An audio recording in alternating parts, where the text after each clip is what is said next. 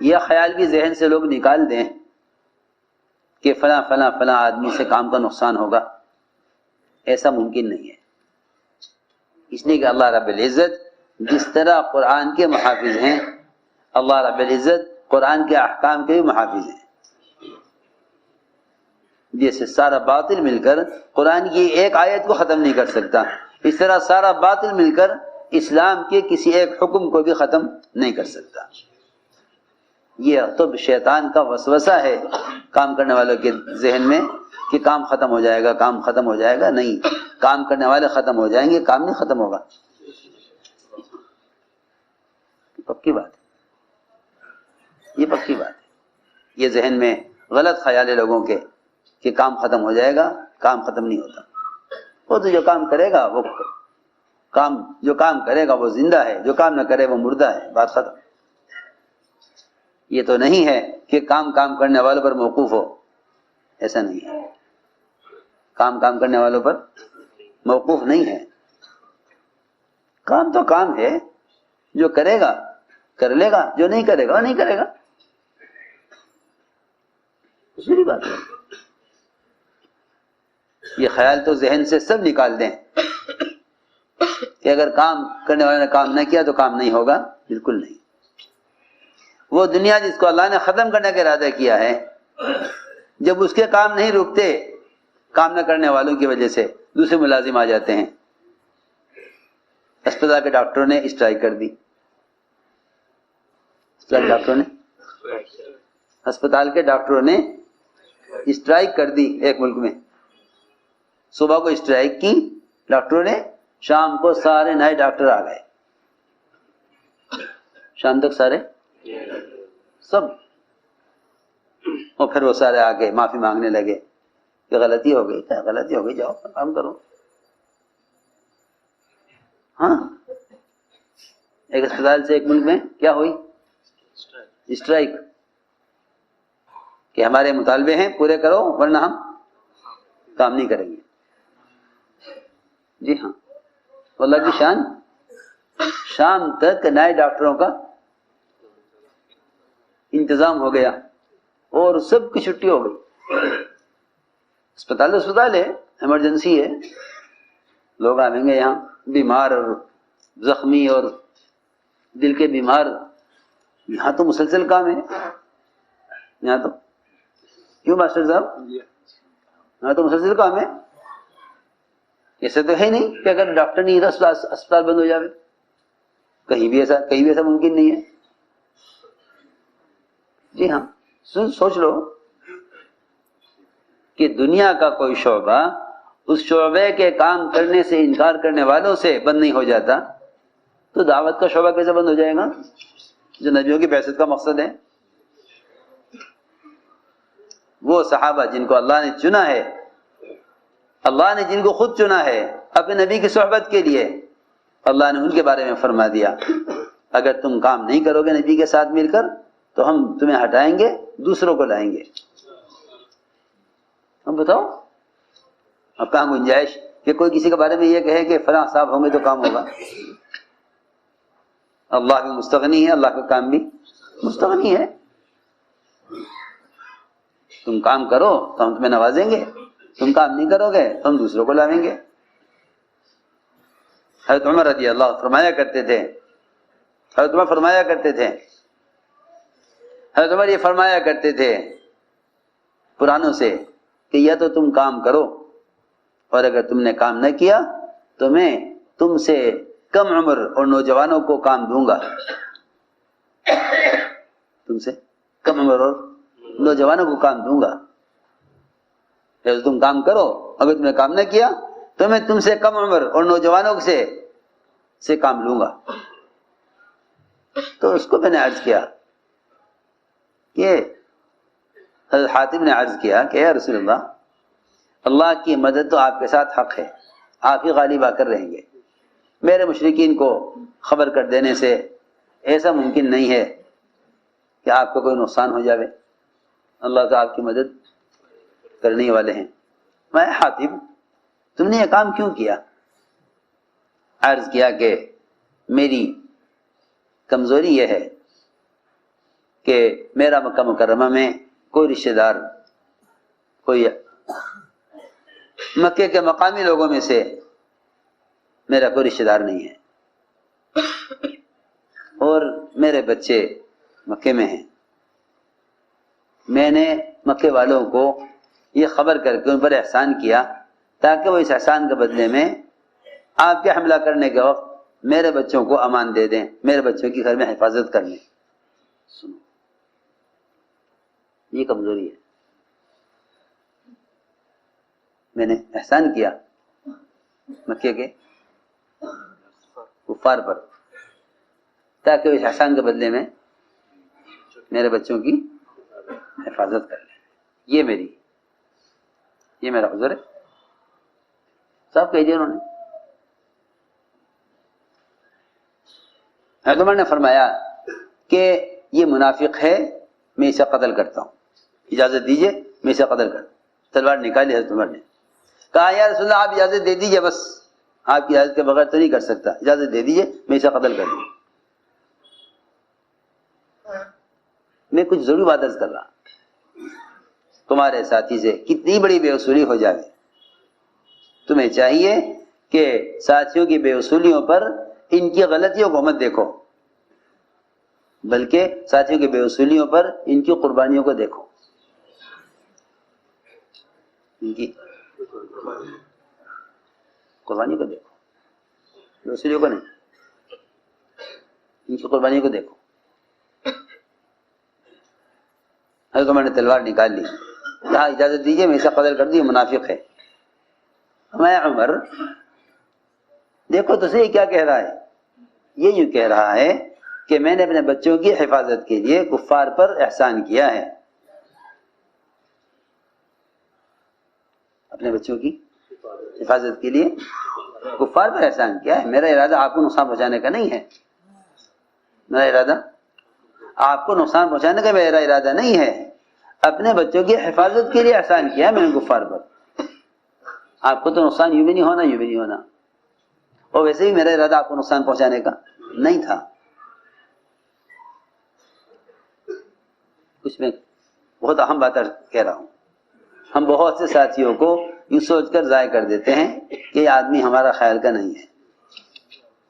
ہاں،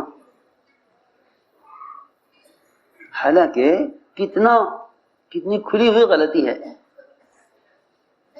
کتنی کھلی ہوئی غلطی ہے۔ جو بھی اس غلطی کو دیکھے گا وہ یہ کہے گا کہ یہ آدمی اندر اندر کافروں سے ملا ہوا ہے، یہاں کی خبریں وہاں پہنچاتا ہے۔ آپ سوچئے، اس قصے کو ذہن میں رکھیے کہ اندر اندر کافروں سے ملا ہوا ہے، یہاں کی خبریں وہاں پہنچاتا ہے۔ انہوں نے صاف عرض کیا کہ میرا یہ عذر ہے، آپ کی تو مدد اللہ کی طرف سے حق ہے، لیکن میں نے جو یہ کیا ہے یہ اپنے بچوں کی حفاظت کے لیے کفار پر احسان کیا۔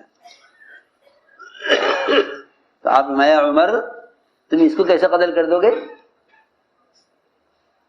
یہ تو بدری صحابی ہیں، یہ تو بدری صحابی ہیں، اور اللہ فرماتے ہیں اہل بدر کے بارے میں اعملوا ما شئتم قد غفرت لكم، اے اہل بدر تم جو چاہو کرتے رہو، اللہ تو تمہیں معاف کر چکے، تم معاف کرو یا نہ کرو اللہ تو معاف کر چکے، تم معاف کرو یا نہ کرو اللہ تو معاف کر چکے۔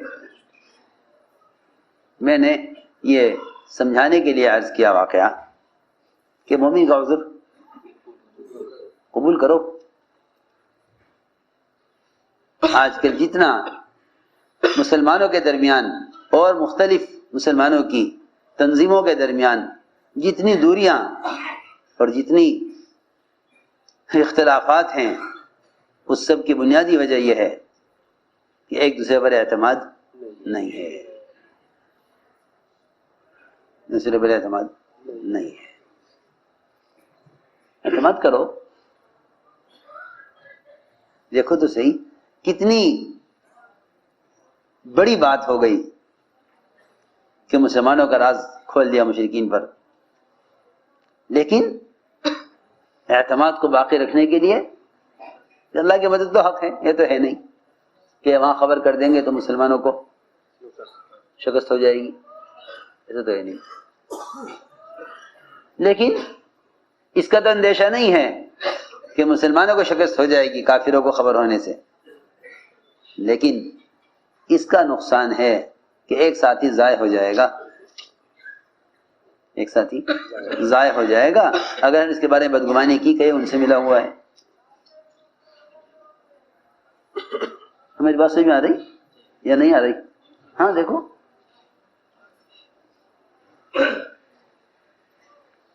ہم ہر ایک کو اس نظر دیکھتے ہیں کہ یہ آدمی میرا خیال کا ہے یا نہیں، بس ساری پارٹیاں، گروپ اور ساری قومیں دنیا میں اسی پر وجود میں آئی ہیں۔ جتنی امت میں قومیت آئی ہے اس قومیت کے وجود میں آنے کا اصل سبب بدگمانی ہے۔ یہ ہماری قوم کا نہیں، یہ ہمارے خیال کا نہیں، یہ ہمارے ذہن کا نہیں، یہ ہماری رائے سے متفق نہیں۔ ہر ایک دوسرے کو اس نظر سے دیکھتا ہے۔ اس لیے اصولی بات بتائی کہ یہ تمہارے ساتھی سے غلطی ہو تو تم اس کی غلطی کو مت دیکھو، اس کی گزشتہ قربانی کو دیکھو، اس کی گزشتہ قربانی کو دیکھو۔ عمر رضی اللہ تعالیٰ عنہ ایک یہودی کے اسلام کی تمنا کرتے تھے کیونکہ وہ حساب میں بڑا ماہر تھا، حساب میں بڑا ماہر تھا، حساب میں ماہر تھا، لیکن تھا یہودی، تھا یہودی۔ چاہتے تھے کہ میں اس کو اپنے بیت المال کا سی اے بنا لیتا اور محاسب بنا لیتا اگر یہ مسلمان ہوتا۔ دیکھو تو صحیح، ایک یہودی کی صلاحیت سے فائدہ اٹھانے کا، ایک یہودی کی صلاحیت سے فائدہ اٹھانے کی تمنا، مگر مسلمان نہیں ہے، اس لیے میں اس کو مسلمانوں کے بیت المال کا محاسب نہیں بنا سکتا، کاش یہ مسلمان ہوتا تو میں اس کو سی اے بنا لیتا۔ جو ایک یہودی کی صلاحیت سے فائدہ اٹھانا چاہتے ہوں وہ ایک مسلمان کی صلاحیت سے کیا فائدہ اٹھاتے ہوں گے؟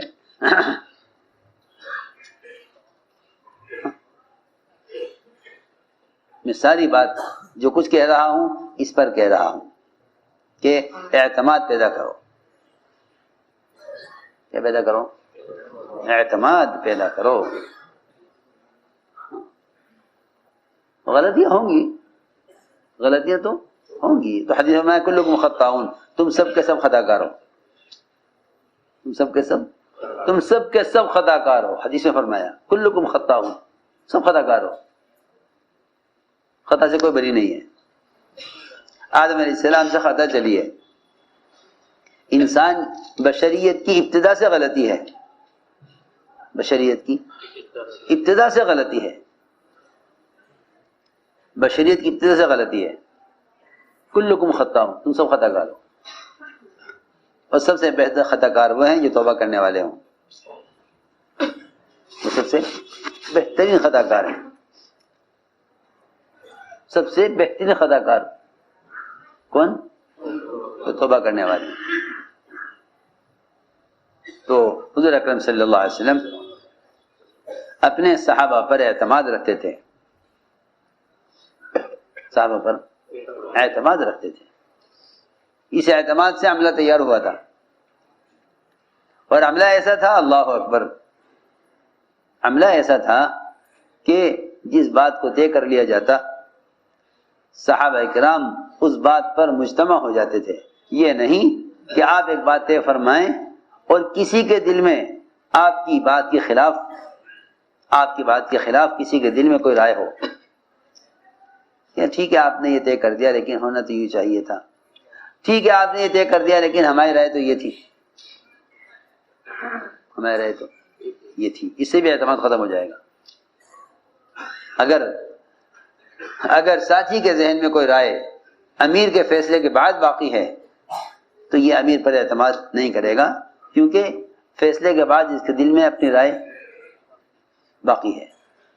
وہ قرآن نے صاف کہا ہے کہ تیرے رب کی قسم، سنو قرآن کی آیت کا ترجمہ، تیرے رب کی قسم، وہ لوگ ایمان والے ہو ہی نہیں سکتے، تیرے رب کی قسم وہ لوگ ایمان والے ہو ہی نہیں سکتے جو کوئی مسئلہ لے کر آئیں اور آپ کے فیصلہ کرنے کے بعد بھی اپنے دل میں اپنی رائے باقی رکھیں۔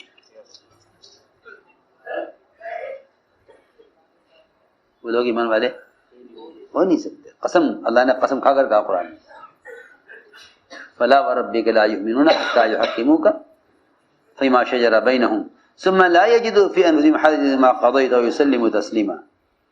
تیرے رب کی قسم وہ لوگ ایمان والے ہو نہیں سکتے کہ آپ کوئی فیصلہ کریں ان کے حق، ان کے بارے میں، اور وہ فیصلے کے بعد اپنی رائے اپنے دل میں باقی رکھیں، یہ ایمان والے نہیں ہو سکتے۔ ایمان والے صرف وہ لوگ ہیں جو اپنی رائے کے خلاف، اپنی چاہت کے خلاف آپ کی بات کو پوری طرح تسلیم کر لیں، آپ کی بات کو پوری طرح تسلیم کر لیں، اور ان کی رائے ان کے دل میں باقی نہ رہے، اپنے دل میں کسی قسم کی الجھن یا یہ تمنا کہ کاش یوں نہیں یوں ہو جاتا، یوں نہیں یوں ہو جاتا۔ کیونکہ جو آدمی یہ کہتا ہے کہ اگر یوں کرتے تو یوں ہو جاتا، آج کل ہمارے مشوروں میں یہ بات بہت ہے، سب سے کہہ رہا میں، امریکہ والے ماشاءاللہ، اس بات سے سب بچو، اس بات سے سب بچو، کیونکہ اللہ تعالیٰ کی مدد کے آنے کے لیے سب سے بنیادی شرط یہ ہے کہ جس بات کو طے کر لو اس پر جمے رہو، تو اللہ کی مدد آئے گی۔ اور اگر کسی بات کے فیصلے کے بعد یوں کہا کہ اگر یوں کرتے تو یوں ہو جاتا، اور اگر یوں کرتے تو یوں ہو جاتا، حضرت علی فرماتے ہیں رضی اللہ تعالیٰ عنہ کہ جو شخص یہ کہے کہ اگر یوں ہوتا تو یوں ہو جاتا اور اگر یوں کرتے تو یوں ہو جاتا، فرمایا کہ آگ کا دہکتا ہوا انگارہ اپنی زبان پر رکھ کر اس کو جلا کے خاک کر دے، یہ بہتر ہے یہ کہنے سے کہ اگر ہم یوں کرتے تو یوں ہو جاتا۔ جی ہاں، یہ کہنا اگر ہم یوں کرتے تو یوں ہو جاتا، یہ براہ راست تقدیر کو چیلنج ہے۔ کس کو چیلنج ہے ڈاکٹر صاحب؟ ہاں، براہ راست تقدیر پر ایمان ہے، تقدیر پر ایمان ہے،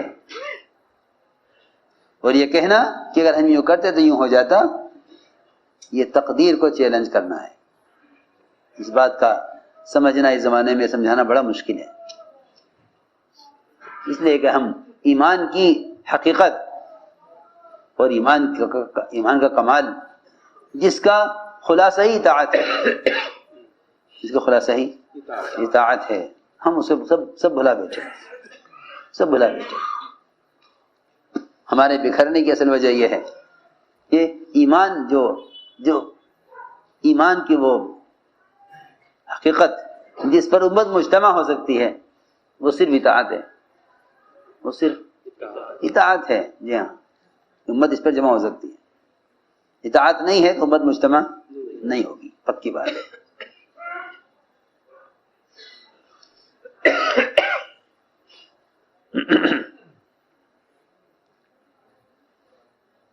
تو میں نے بنیادی بات عرض کی ہے،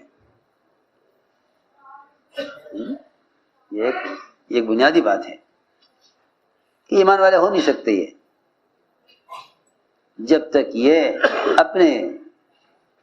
اپنی رائے کو بلا نہ دیں فیصلے کے بعد۔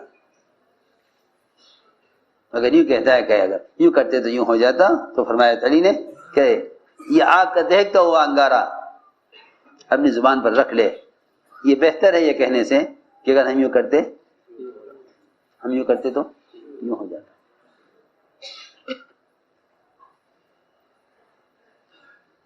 ہم یوں کرتے تو یوں ہو جاتا۔ نہیں بلکہ اجتماعیت اس میں ہے کہ جو بات طے ہو جائے اس پر سب جم جائیں. میں نے غور کیا سیرت میں کہ باطل کے مغلوب ہونے کی اصل وجہ کیا ہے.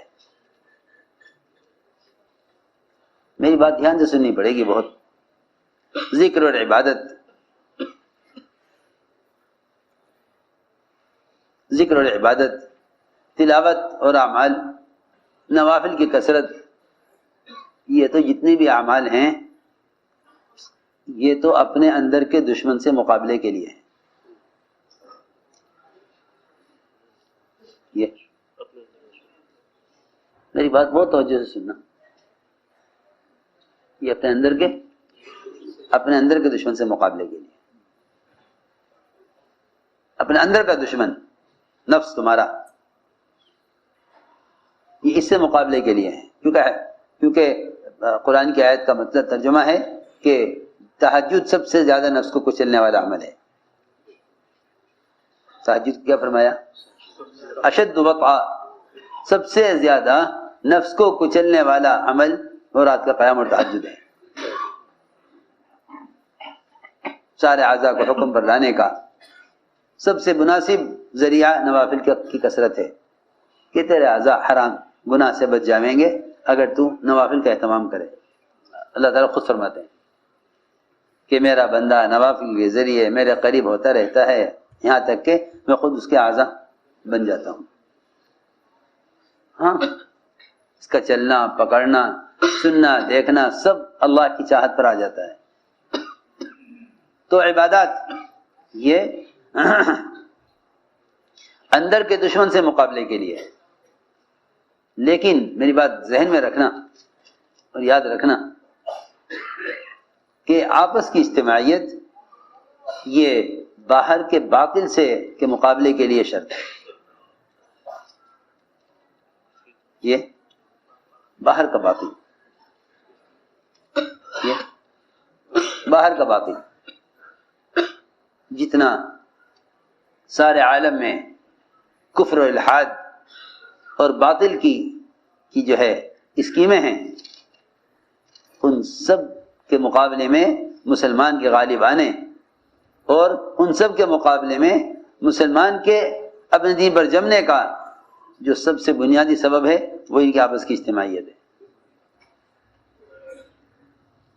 ان کے آپس کی کیا اجتماعیت؟ یہ اجتماعیت نہیں کہ ہاں بھائی ماشاءاللہ یہاں تو سب نماز جمع ہو کر پڑھتے ہیں. تو میں آپ سے عرض کر چکا کہ عبادات نفس کے مقابلے پر ہیں. عبادات نفس کے مقابلے پر، لیکن باطل کا مقابلہ تو ہو نہیں سکتا جب تک مسلمانوں میں وحدت کلمہ نہ ہو.